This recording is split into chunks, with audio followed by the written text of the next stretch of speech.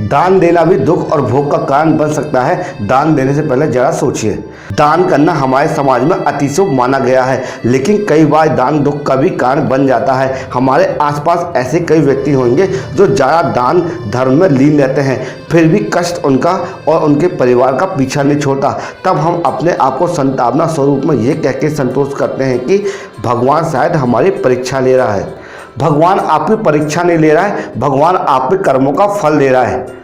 बहुत दान धर्म करने के बाद भी सुख नहीं मिलता, क्योंकि तुम्हारे द्वारा दिया गया दान दुख का कारण बन जाता है। एक समय की बात है, एक गरीब आदमी एक सेठ के पास जाता है और भोजन के लिए सहायता मांगता है।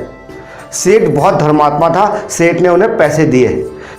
पैसे लेके व्यक्ति भोजन करता है और उसके पास कुछ पैसे बचते हैं, जिससे वो शराब पी लेता है और शराब पी के घर जाता है और अपनी पत्नी को मारता है। पत्नी दुखी होकर अपने बच्चों के साथ तालाब में कूद के आत्महत्या कर लेती है। कुछ समय बाद उस सेठ की असाध्य रोग से मृत्यु हो जाती है। मरने के बाद सेठ जब ऊपर जाता है तब यमराज बोलते हैं कि इसको नरक में फेंक दो।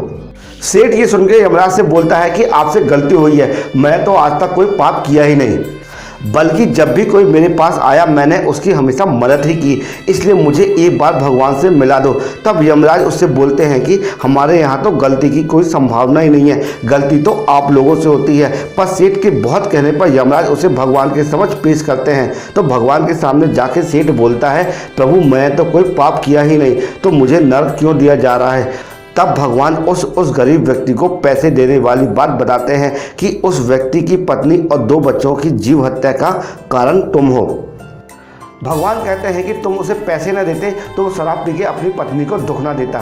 सेठ बोलता है कि प्रभु मैं तो एक गरीब को दान दिया और शास्त्रों में भी दान देने की बात लिखी है। तब भगवान ने कहा कि दान देने से पहले पात्रता की योग्यता को परखनी चाहिए कि वो दान लेने के योग्य है या नहीं, उसे किस प्रकार दान की जरूरत है। तुमने धन देके उसकी मदद क्यों की, तुम उसको भोजन भी करा सकते थे।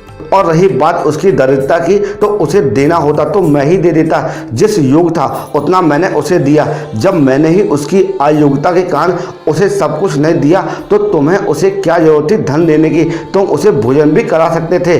और तुम्हारे दिए हुए दान धन के कारण 3 जीव हत्या हुई है और इन हत्या का पाप का फल तुम्हें ही भुगतना पड़ेगा।